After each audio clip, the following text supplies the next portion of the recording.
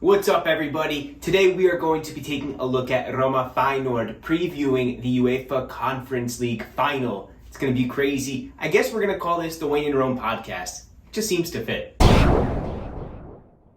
Alright, so if you're like me, you were watching Roma take it to Torino, 3 goals away. Tammy Abraham sets the record for the most goals scored by an Englishman in Serie A. Now that record is 17. Not only did he score 1, which was a really good goal for his first, but he scores the second off the penalty kick. For the third, Pellegrini puts it away. Just a nice penalty, calm, confident, collected, something that you expect from him after having his best season so far. His growth under Mourinho has just been tremendous. So with that, they get 6th place, it's secured, and they also secure Europa League qualification regardless of what happens during the final. The only way that Italy could have gotten 8 teams into Europe was if Roma had finished in 8th and then won the Conference League final. That would have been interesting, but here we are in 6th, settled. They did really well. It was a hard season, a lot of growth overall. If you think about this season in its entirety, Roma went from being disorganized, not knowing how they were going to play with the 4-2-3-1.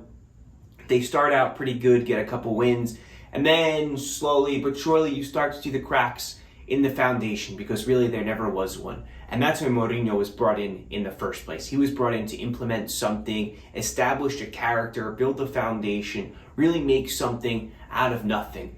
I use the word nothing. What I mean is a very disjointed, unorganized team that it was, and it has been for some time. I would say really since that Champions League run, which, regrettably, most Roma fans remember very much in the front of their minds. So overall, yeah, very good. We've seen so much progress from that middle of the season. They go to the 3-4-2-1, 3-4-1-2, 3-5-2, whatever. Don't get caught up on the formation, but the positioning is really what matters. And it is, depending on if they're attacking or they're defending, how that looks like. So you see Pellegrini, when he's healthy, he takes on that left center midfield spot. Then he slides up. Mkhitaryan was plugging in the holes as well in the center mid, making a lot of the easy things, or the difficult things, look really easy, which is something he was really good at. He refound himself under Mourinho after that tension that they had at Manchester United.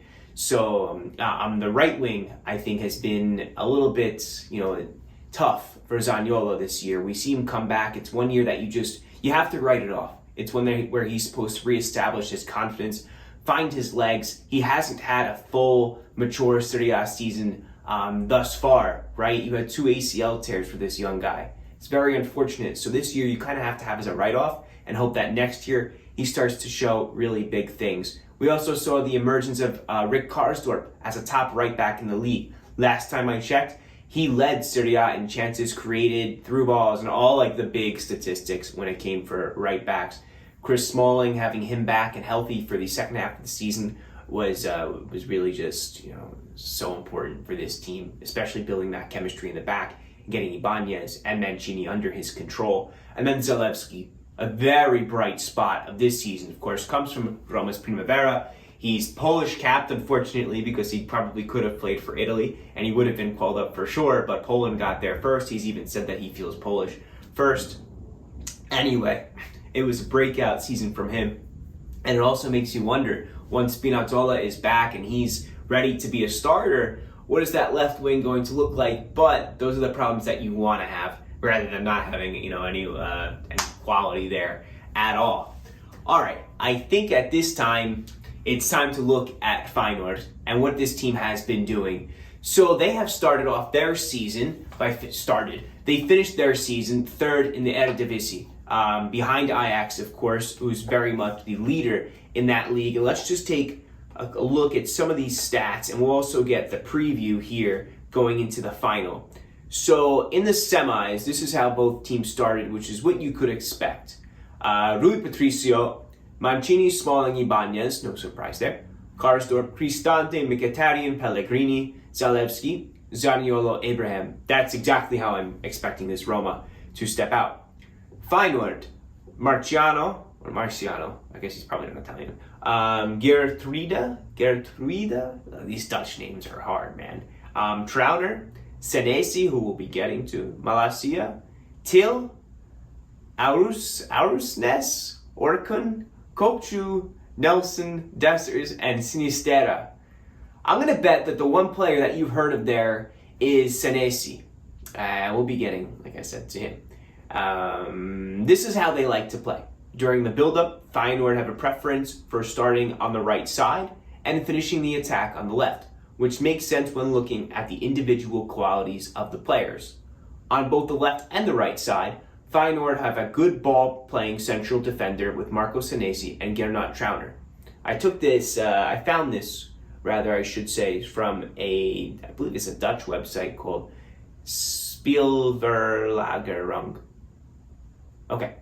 Key players. Luis Sinisterra. This guy he's interesting. He's about 5'8", or 1.72 meters. 22-year-old winger, Colombian. In his last 14 games, he has 10 points, 8 goals and 2 assists, 322 passes into the attacking third, which he leads the league in. The league as in the Conference League there. He scored against Marseille, Slavia Praha, and Partizan Belgrade. Those are the 3 teams that, in order, that Feyenoord has faced. In the semis, they had Marseille, who I thought they were pretty lucky to beat. And right before that in the quarters was Prague, Slavia Prague, and before that was Partizan Belgrade. And I believe before them in their group was Union Berlin, which he also scored against. And he bagged a domestic goal against Ajax. Sinisterra is a name to remember, people. The second key player I put here, I have a little tablet here, writing on Big Soccer. It's a forum I've used since 2007 to just, banter and talk and find information. I'm getting off track. Orkun Kokcu, he's Turkish, 21-year-old center midfielder. He's got 36 key passes, which is the second on the team in the Conference League. Yet he's first in through balls with 6. He's got 855 passes, which is third on the team, but most with the midfield and the attackers.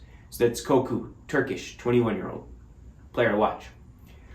Third, and probably the player that everyone has been waiting for and is waiting to see, is Marcos Senesi, 25-year-old ball-playing center-back, leads the team in recoveries, Argentinian but with Italian citizenship and linked to Roma. And I've heard that he was also called up for both teams because he hasn't been capped yet for Argentina and Italy. The team leaders, Gus Till, 16 goals, Dutch, 24 years old.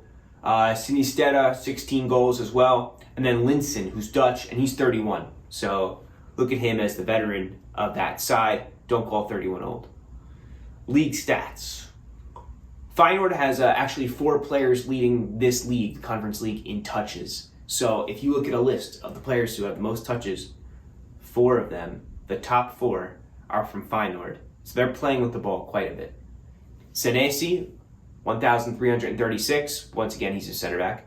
Kokcu, the defensive midfielder, 1,312. Malacia, the left back, 1,148. And Trauner, the right back, 1,144. So about split between their flanks. They're getting it out, spreading it around. I'm imagining that this team, from what I've seen of them, is that they're going to try to hold possession within their probably like middle to defensive third, or, maybe somewhere around if they're moving all the way up in the attack, somewhere near the center of the pitch is where I'm expecting them to try to hold possession. The most goals in the Conference League is actually Cabral. He still holds that from his time at Basel, which was 13, but then in second is Sinisterra, and then Dessers and Abraham with 9. Shots, Sinisterra leads. Cabral still second there, and Abraham. So Sinisterra versus Abraham here. Sinisterra has 49 shots, Abraham has 34.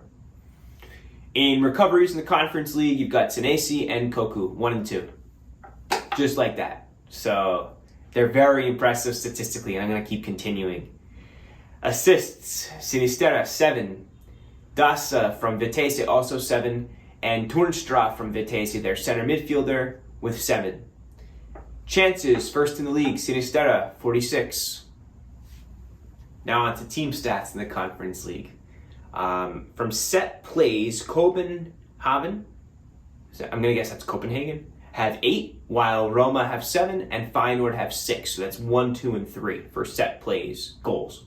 Goals from corners. Roma's first with 7. Feyenoord is third with 3. Possession length was a bit of a difference. Possession will range from the top is just under 25 seconds and the bottom's like 19, 18. So this is the amount that the actual seconds that the team holds possession. Like I said, the first is 24.6 seconds. Number 13 in Conference League is Feyenoord with 22.6 seconds. And 30th is Roma with 20.5 seconds in possession. So a lot to unpack here. And what I really get from it is that Feyenoord's been packing it, really trying to hold possession, play the ball in deep. From what I saw against Marseille, like I said, they got lucky. They played that ball over the top. There was a mistake. And once they did that, they were able to hold on against Marseille's pressure and really just get stuck in. But these are good teams that they faced as well. Quality for quality, I think Roma is the better team. I mean, you look at the players that Roma has acquired, right? And some of them are very good. Maybe we lack, maybe besides Abraham, who has the potential to be this word, but I think not many elite players. But elite, is maybe something for next year if we acquire certain players and they develop the guys that we have. But Roma will be looking for Pellegrini to step up, Mkhitaryan to make his return, Zalewski to get his carries, make something out of nothing, as he's often done in his short time as a starter thus far, but very impressive. He's becoming almost known for getting the ball so deep and just banging it up the pitch, getting up, taking that ball and sprinting with it as far as he can, and then putting his head up and playing the simple ball in, as I can remember a very nice, impressive goal by Zaniolo there, who's also going to have to step up. If he wants to leave his mark on this season and really put some tangibility, is that a word? Something tangible to this season, then what better than with a final, a point in the final, whether it's a goal or an assist. I want to see Cristante hold it down. Him, Pellegrini, Mkhitaryan. This game will flow through these guys, and it's up to them to make it click into the attack, get them in good positions. You know how Dutch teams are. They're going to play total football. They're going to look to implement their style. But if Roma can stay stuck in the way that they did against Leicester, contain that pressure, and then know what to do with it once they get it, I think they're going to be in good shape. I'm going to be at Roma Club New York.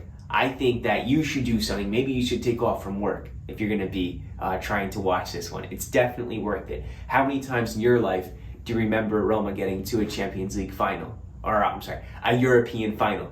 Chances are that if you are not born in the 70s or older, that you haven't. It would have been impossible because that was in Liverpool. It's the only other time. It's big stuff. It should be seen as a starting point.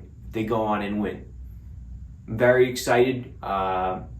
Just my thoughts are like a little bit of nervousness, but not really truly, because I expect the experience of this side to come out.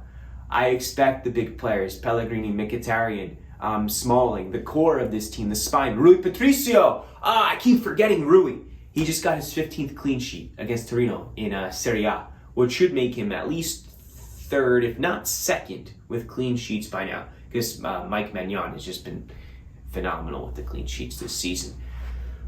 Let me know what you think. Leave a comment, a like on this video. So I'll look to keep doing these not live but edited videos, implement some pictures, some whatever I can get, some videos. As you can see, I've been working on my studio a little bit. Let me come around, show you. Got this new little futon going on.